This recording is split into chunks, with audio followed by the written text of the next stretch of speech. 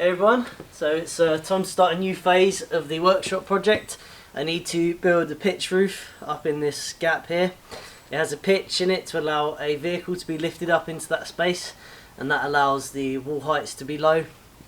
In the last video, milled these big long 7 by 6 timbers and a little small one here. Now these are the longest logs I have, and they're not long enough to span the gap, so I have to join them. And so I milled an extra one, which is going to be cut in half, and we're going to put in a splice or a scarf joint, and we're going to extend the length. I haven't done that before. I've done a bit of research on it, and I've made up a template, of which I've made here. That's the template for the join, and I'll run through how I did that later on. I came up with a very straightforward way of laying this out. I found lots online about how to do it, but it's quite complicated, and it was always width of timber specific. But I've come up with an easy way of laying this out, which I'll show you later once it becomes clear what this actually is and how it works. Right, let's get to work. Never done this before, so let's see how it goes. Right, so rest my template on here. The template is the width of the timber. Line all my edges up.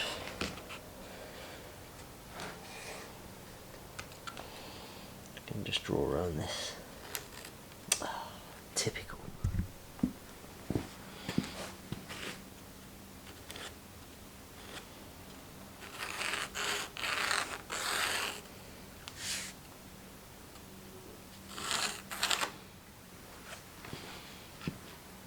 Okay. So it is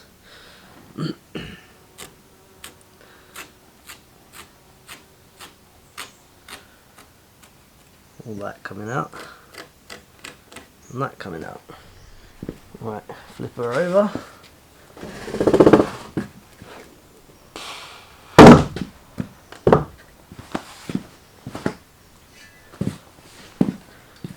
Transfer that line there.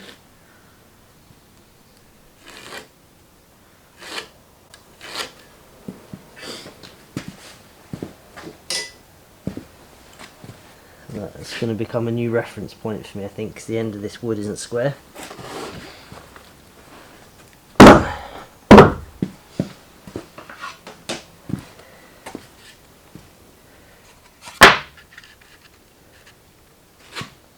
If I put that there, that is now a pretty good reference.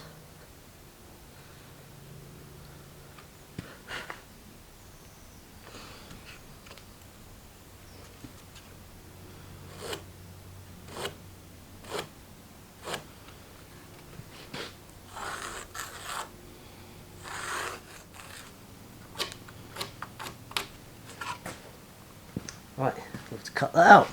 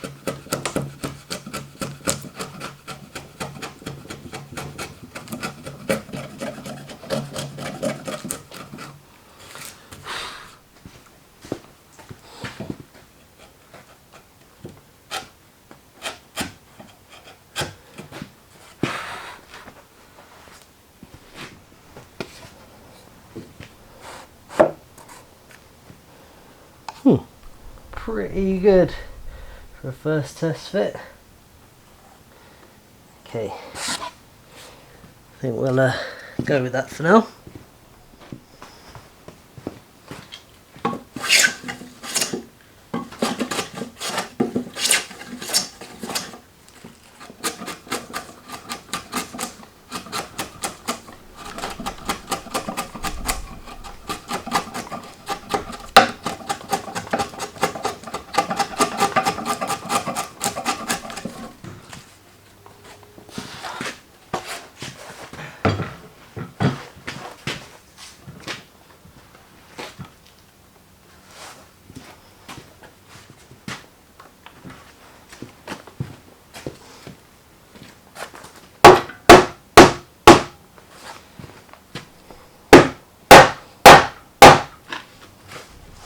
Right, getting pretty close now, but it's hard to see exactly where we're touching. I'm rocking on something, but it's like fractions of a millimetre. So I thought I'd show you a little trick. Just put a bit of brass down.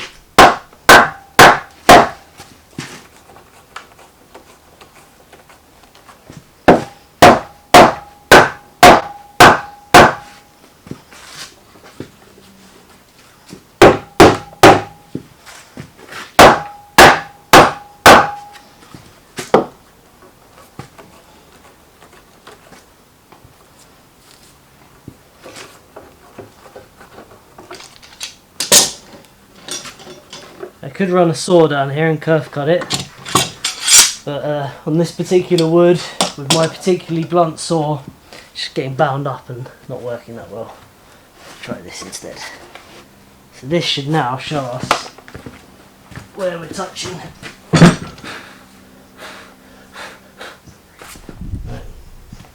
So I've got a few little points here, definitely a point in there, and then another point.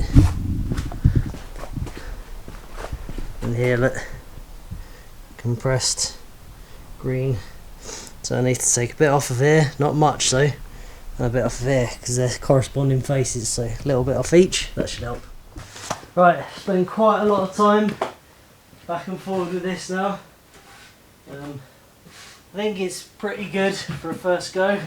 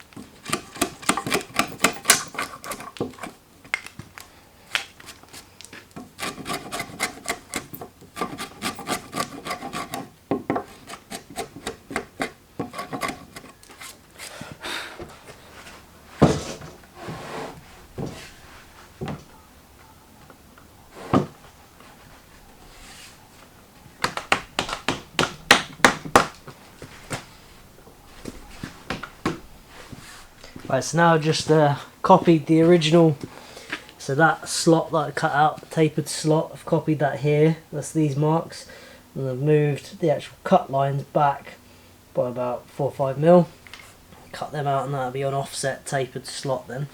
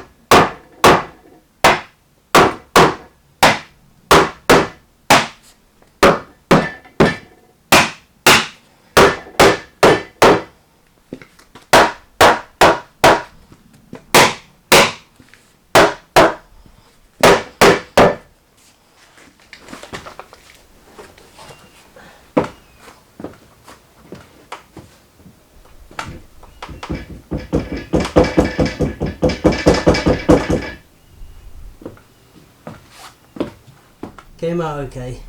Just these little gaps. Yeah, not bad for a first try. So now I've got to do another one and we'll fit these bad boys. Right, number 2 join is done. They're okay. I mean, actually they're quite good, I think, for a first time. Yeah, because I'm not 100% confident in them, first time doing them, I don't have experience with the joint, and this is going to be in a fairly critical position. I've also put in a stainless lag fixing on each side at angles in as well. So yeah, I don't know if that's cheating or not, but it's my first time doing it and it's just going to give me a little bit extra confidence. But I think it's pretty good. Yeah, please. So that's 2 of them. So I said I'd show you how I laid out the template for that join, if anyone's interested. Like I say, this isn't, I made this up, you know, if you're using this for something that's structurally integral and there's any doubt at all, you know, get some proper training or something, because I didn't. I'm confident that what I did was good, but this isn't a how-to, you know, don't copy this unless you verify that it's safe before you use it. Well, that's that covered, but this is how I came up with this, what I think is a pretty easy way of laying out this joint. So start by getting a piece of plywood that is the same thickness as the piece of wood you're doing the joint on. Then what I did was, so what is this? This is 95 millimeters. So the length of the joint, 2.5 times the thickness. So we'll just work that out. Right, so 95 times 2.5 is 237.5. So mark that on here, 230. I know it's not great even numbers, but it's just the thickness of this scrap I had. So 237.5. Put a mark there.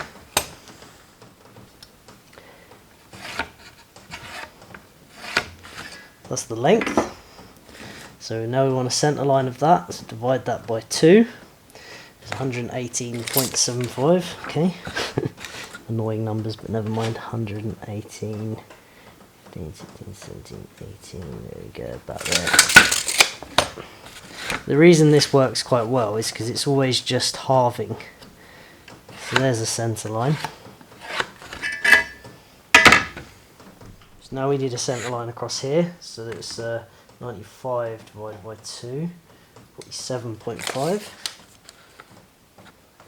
47.5. 47.5. Join them up.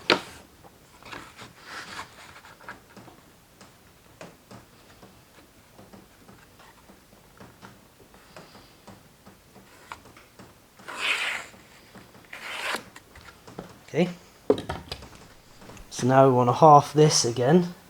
Divide that by 2 equals 23.75.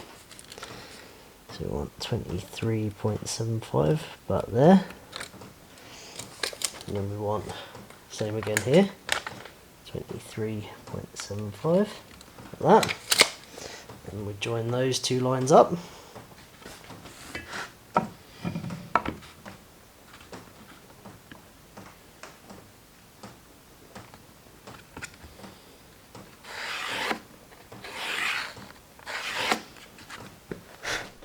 Then we go 23.75 this way.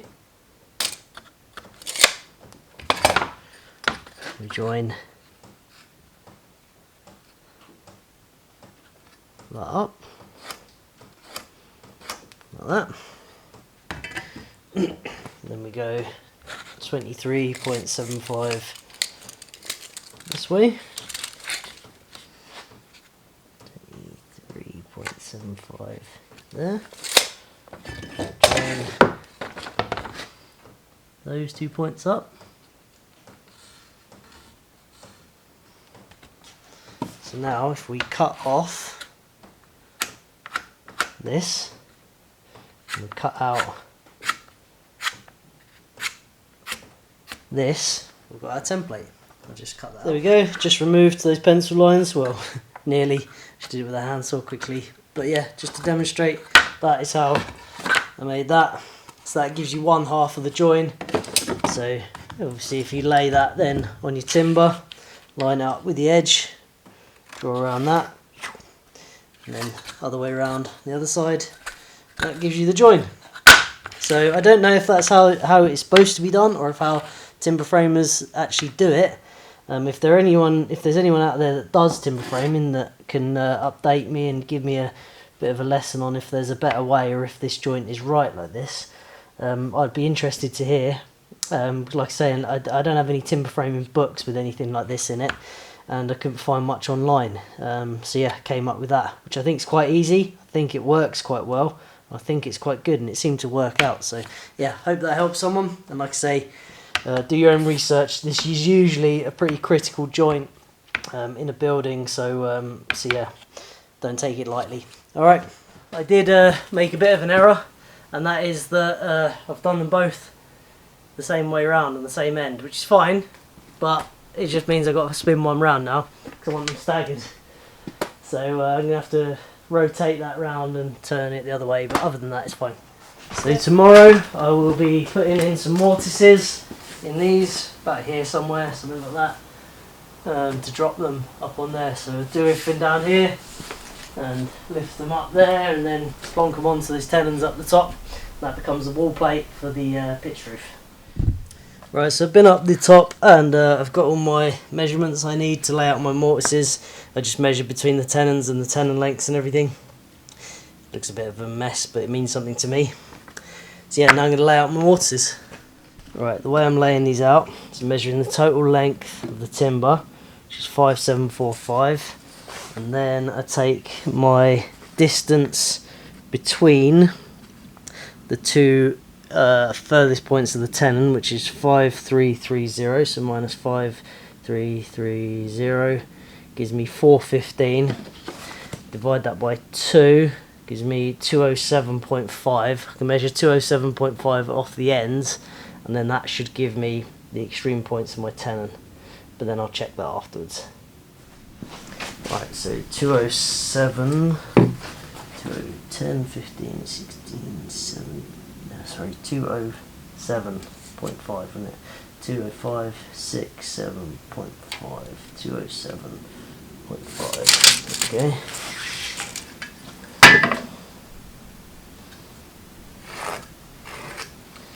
This isn't actually to lay out the mortises as such, it's more just to even out the overhang. So now I measured my exact distance off of that one down there. I should end up with an equal amount of overhang on each end. I'll clamp the tape there and go up the other end and mark the other side. So the measurement is on the left hand piece, it's 5330 between tenons. 5330. There we go. This is the furthest edge of the tenon.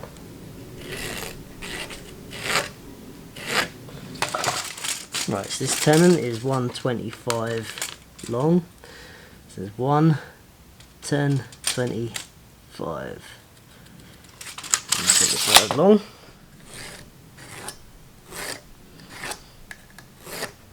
So I'm going to find a centre line, so we're 150 wide, so 75 centre, 75 centre. Now the thickness of the tenon is 85, which is 42.5 each side of the centre. So we go 10, 20, 30, 40, 2.5. This tenon is definitely too big. It should have been quite a bit smaller than this really. There's not a huge amount of wood left on the edges, but because the post is so big, the post comes right around here. So there's plenty of surface area, and there's plenty of depth in the timber, so we're not taking too much strength out of it. As a general rule, tenon should be a third the thickness. This is obviously significantly bigger than that, but I'm not going to lose any sleep over it. 1, 2, 3, 4, 42.5. There we go.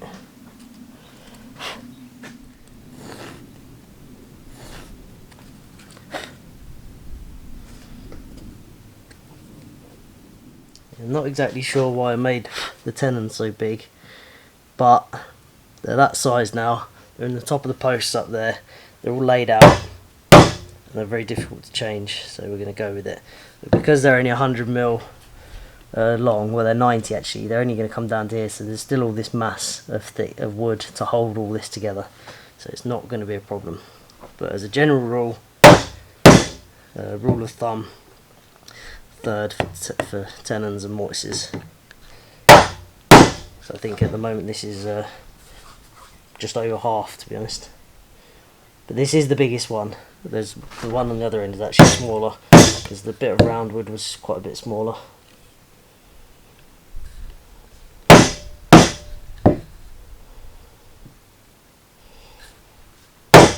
Where is it?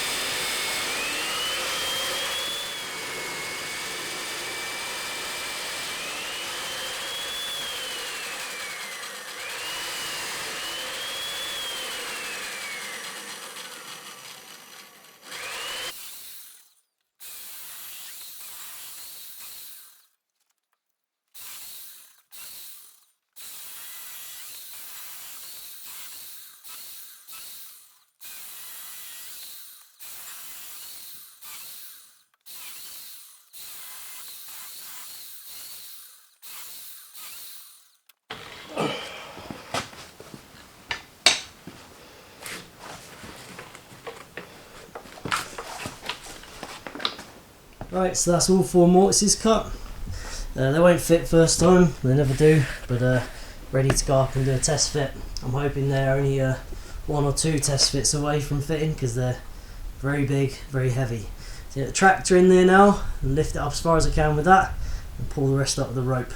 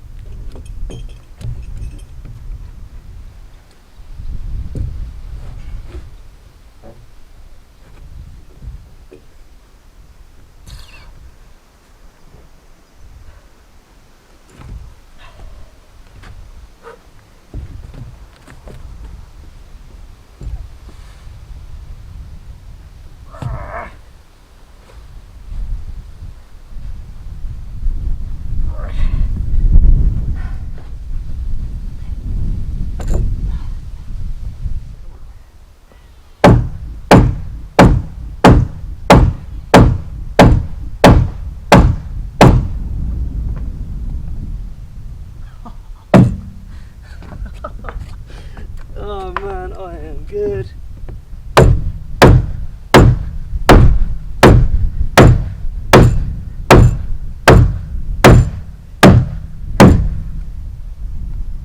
Right, that's just about the most pleasing thing I've ever seen in my life.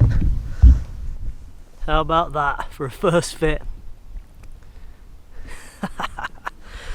Now I am properly pleased and proud of that. Roundwood to square wood joinery, and the fit is bang on. Perfect. That gap you can see there is just where the rounded edge of the timber.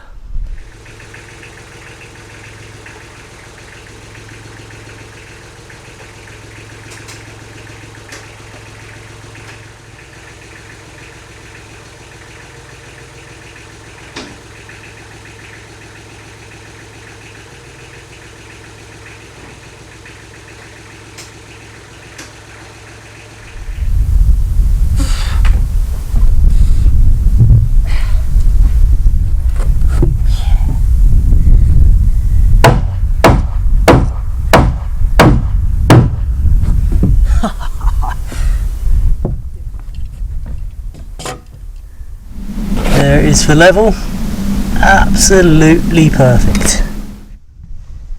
Right, get these draw pegged. So I'm just going to mark the hole.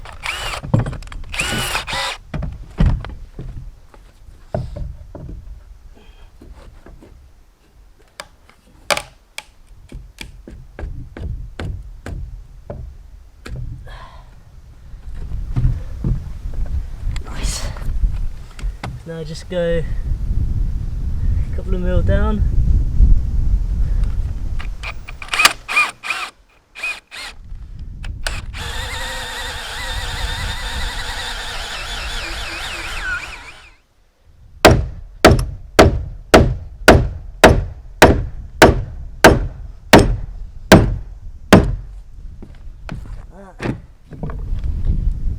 Not too bad, not too tight.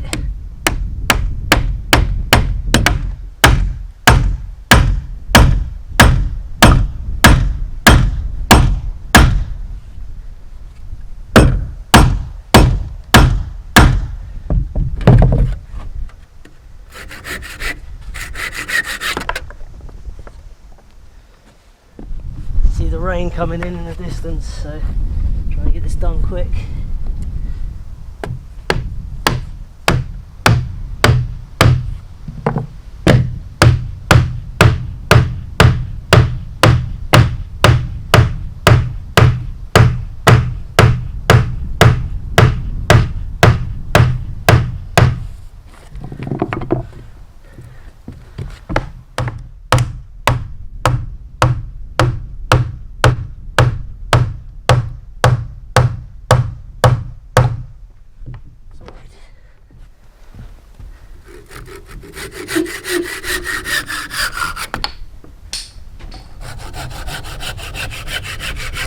Not doing much really, these pegs anyway. I suppose they're sort of resisting the wind, lifting this whole lot off, but it's going to have quite a bit of weight on it anyway. Right, the weather's really coming in now. It's meant to be raining all weekend, so I'm going to be leaving it at that. But I reckon that came out really well. Next job is going to be installing the pitched roof on top of that. That's the wall plate.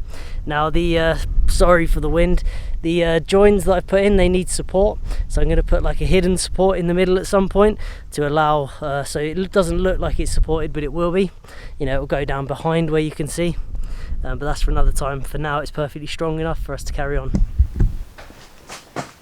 So yeah, apparently this weather's here to stay now for at least the weekend.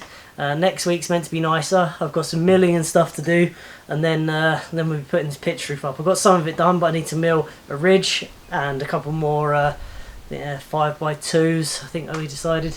But yeah, I'm not going to do it in this weather, and this weather's meant to be pretty bad for the next coming days. So yeah, hope you enjoyed the video, and thank you very much for watching.